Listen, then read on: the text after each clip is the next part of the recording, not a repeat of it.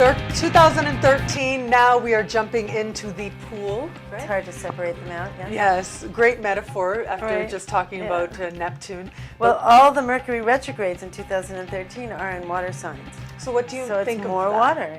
So one of them is in Pisces, first one in Pisces, second one in Cancer, third one in Scorpio. So it's the three layers of water, the personal, the social, and the universal. And so each one, I mean, if you're thinking of the world as a person, then each one of those retrogrades is encouraging us to reflect on what we feel. You know, what we feel collectively, what we feel in terms of our personal relationships, and, you know, what we feel in terms of our, I don't know, children. You know, ourselves as children, but our children to come. Yeah, and our inner child and the innocence within us. But there are also power players involved, right? We've got Saturn, we've got Neptune, we've got Jupiter in water signs as well, and they're speaking to each other. That's the thing. Yes, Jupiter goes into Cancer in June, at the very end of June, and July has this grand trine in water that is so awesome. So awesome. Yeah, that will be very special. I look at the grand trine in water as, and all this water energy saying, as you said, what do you really feel? And I think of it as part of this whole idea that 2013 is the rebirth, right? It is the start of this Mayan 5,000 plus cycle. And I think you sort of need to know where you are and how you feel about it before you can actually jump into something new. Water has a lot to do with trust, like being able to trust not other people, but yourself, right? If you can trust yourself, then other people won't be such a problem. Wow. Water is about self-trust. Water is about trust. But if you project trust out, you know, which is to say, I have to trust you, so I have to somehow control you so that I can trust you. That doesn't work. It never works. Water, the negative aspect of water is the projecting it out onto someone else. I mean, when Pisces projects, any water sign, when it projects itself out, is capable of doing a lot of harm, right? But when you understand that the only person in the world you really have to trust is yourself, and then you'll be able to evaluate who, you know, you can talk to or not. Then water becomes its true, you know, potential. And we'll see more and more people going through that process. Yes, and we'll probably see the opposite too. We'll see more and more people having difficulty where they didn't trust themselves, right? And that's great. I mean, that's the learning. That's the opportunity. Yeah. That is So it's going to be harder and harder for people to stay unconscious. Really, to just go on automatic and live their lives, because this energy is coming up saying, do you like it? Do you like where you are? Are you being well used? You know, are you fulfilled? You know, do you like how you feel? That's going to be a big thing. Saturn really is the taskmaster, you know, saying basically, well, you know, how are you sitting with this? How trustworthy are you?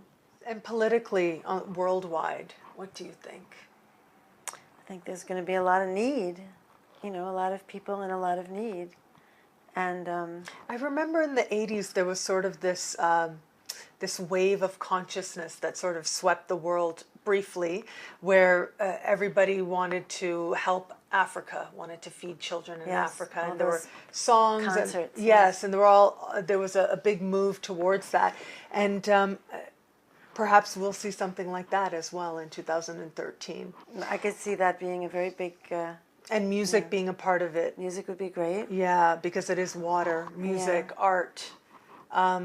I can't help but think that I think about how the internet really spread with Neptune and Aquarius. Yeah. I mean, I think Uranus and Aquarius was huge, but it was really Neptune that made the internet just a part of everything and everyone. That made it obvious that we have manifested this web. Right. Yes, humanity, we've manifested this. And there's now a pervasiveness that many people don't even realize, right? Well, we're literally swimming in EMFs. You know, we're in the microwaves or whatever that, you know, run it. Right. And so with that grand trine, I can't help but think that that is also going to be something that is heightened or emphasized in some way. this virtual world. The challenge will be, will it raise the level of compassion on the planet, which is totally possible, especially once Jupiter goes into Cancer. Will it raise the level of compassion for us, for ourselves and each other, or not?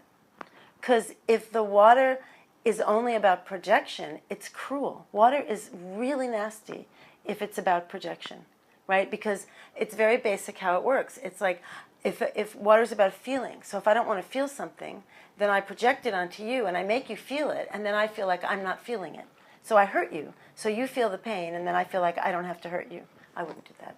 But that's how water works when it's negative, right? So that's what we're being presented with. And just like in a personal life, that when we suffer, we open up, we become bigger, we have the potential always to become better people on account of what we go through, because we all go through stuff. I think that's what I feel the world is going to be facing. And because of Uranus and Pluto on the outside, I think it will require a certain amount of rebellion and standing up, truth to power kind of thing. I think also with Pluto there in Capricorn, speaking kindly with this configuration, the Grand Trine, that corporations are going to jump on the chance to look really good and look compassionate. And some will genuinely be. Some will genuinely I think be. we will see a lot of companies embracing sustainability and embracing this notion of, okay, what can we give? Everybody will want to buy their product if they willingly. Astrology's biggest stars are right here. Nadiya Shah Productions, new episodes every Thursday.